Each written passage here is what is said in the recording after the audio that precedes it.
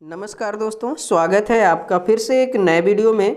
दोस्तों आज हम आपको सिखाने वाले हैं कक्षा 10 गणित प्रश्नावली 8.1। ठीक है दोस्तों, प्रश्नावली दोस्तों ये 8.1 है। इसको आज हम बताने वाले हैं दोस्तों। ये प्रश्नावली दोस्तों त्रिकोणमिति की है। ठीक है, यानी कि त्रिगोनोमेट्री इसको इंग्लिश में बोलते हैं, ट्रिगोनोमेट्री। ठीक है, जैसे कि दोस्तों पिछले वीडियो में हमने आपको बताया था कि त्रिकोणमिति के जब सवाल हल किए जाते हैं तो उसके फार्मूले हमने आपको निकालना सिखाया था, यानी कि सूत्र निकालना बताया था। अगर उस वीडियो को देखना है तो उसकी लिंक में जाकर के डिस्क्रिप्शन बॉक्स में दे दूंगा, आप जाकर के देख सकते हैं। ठीक है, और दोस्तों उससे पहले यदि हमारे आप YouTube चैनल पर नए हैं तो हमारे YouTube चैनल को सब्सक्राइब कर लें, साथ में बेल आइकन जरूर प्रेस कर दें। ठीक है, बहुत ही मोस्ट इंपॉर्टेंट दोस्तों वीडियो होने वाला है, तो वीडियो को स्किप बिल्कुल मत करें। ठीक है, देखिए प्रश्नावली 8.1 है, इसका दोस्तों पहला सवाल है। ठीक है, पहला सवाल यहाँ पे हमने लिखा है दोस्तों, त्रिभुज ABC में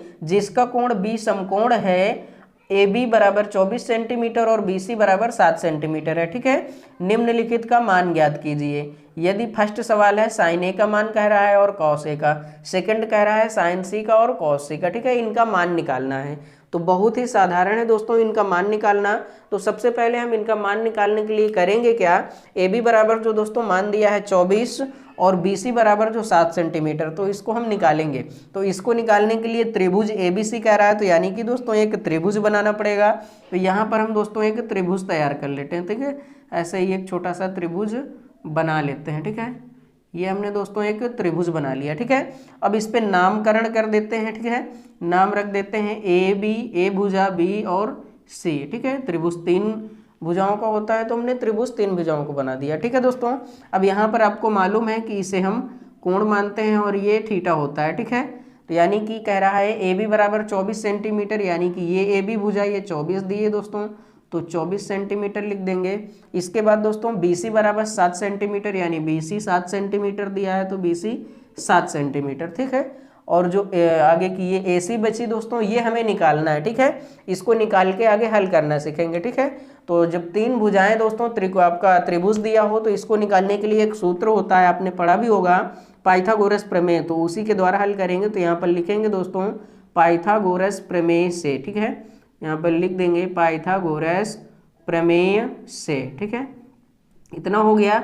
अब पाइथागोरस प्रमेय का दोस्तों सूत्र क्या होता है, बिल्कुल इजी, यानी कि सबसे पहले होता है दोस्तों कर्ण स्क्वायर बराबर, तो यहाँ पर लिखेंगे कर्ण स्क्वायर बराबर लंब स्क्वायर धन आधार स्क्वायर। ठीक है, लंब स्क्वायर धन आधार स्क्वायर। ठीक है, अब यहाँ पर जानेंगे दोस्तों आधार किसे कहते हैं, कर्ण किसे कहते हैं, लंब किसे कहते हैं। ध्यान देंगे दोस्तों, जब भी ये भुजा आपको बोले तो यानी कि ये आपका आधार होता है, और ये भुजा तो दोस्तों होती है ये आपकी लंब भुजा है। ठीक है, ये आपकी लंब भुजा है, और ये भुजा जो दी होती है दोस्तों ये आपकी कर्ण भुजा है। ठीक है, इन भुजाओं को अब यहाँ पर हम इनका नाम रख देंगे, क्योंकि कर्ण है तो कर्ण यानी कि कर्ण कौन सी है, AC, तो AC लिख देंगे, यानी कि AC का वर्ग कह रहा है तो AC वर्ग।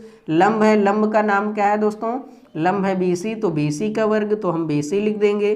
ठीक है, प्लस आधार, आधार दोस्तों क्या है AB, तो AB का वर्ग। ठीक है, अब इसकी जगह पे मान रख देंगे, जो मान यहाँ पे दिया गया है ये 24 और 7 ये मान रख देंगे।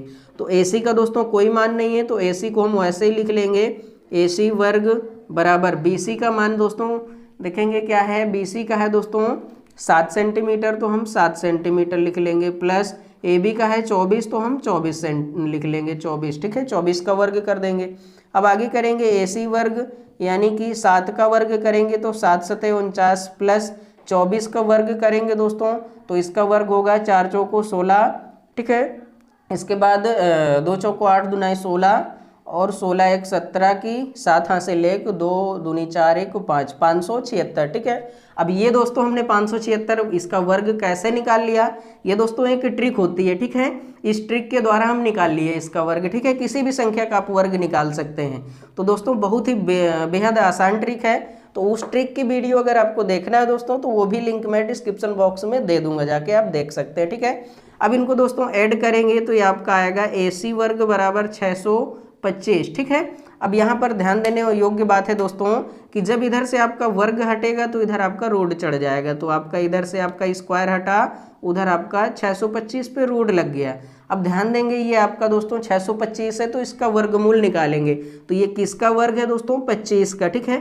तो AC बराबर दोस्तों आपका 25 आ जाएगा। ऐसे इसको एक बार और विस्तार से लिख देते, यानी कि 25 गुणे 25, 25 का दोस्तों जब 2 बार गुणा होगा तो आपका 625 होता है, ठीक है। तो इसका वर्ग निकालेंगे तो AC बराबर 25, यानी कि AC आपका कर्ण भुजा जो है वो 25 आ गए, ठीक है। तो यहाँ पर दोस्तों अब हम लिख देंगे जो त्रिभुज हमने माना था, यहाँ पर हम 25 सेंटीमीटर लिख देंगे, ठीक है। अब ध्यान देंगे यहाँ पर क्वेश्चन क्या कह रहा था कि पहला पूछ रहा है sign A comma cos A का मान, ठीक है। तो यहाँ पर आपने पढ़ा होगा दोस्तों कि साइन थीटा बराबर क्या होता है, लंब बटे कर्ण, ठीक है। साइन थीटा बराबर लंब बटे कर्ण, ठीक है। तो साइन ए का मान पूछ रहा है, यानी कि थीटा हमने ए ही माना है, जो हमने ए है वो हमारा थीटा है, तो सब सेम ही रहेगा त्रिभुज में। तो लंब बटे कर्ण यानी कि लंब दोस्तों क्या है, लंब है हमारा 7 सेंटीमीटर, तो हम 7 लिख लेंगे, ठीक है। इसके बाद यहाँ पर कर्ण है, कर्ण ध्यान देंगे 25 निकला दोस्तों, ये 25 है, ठीक है।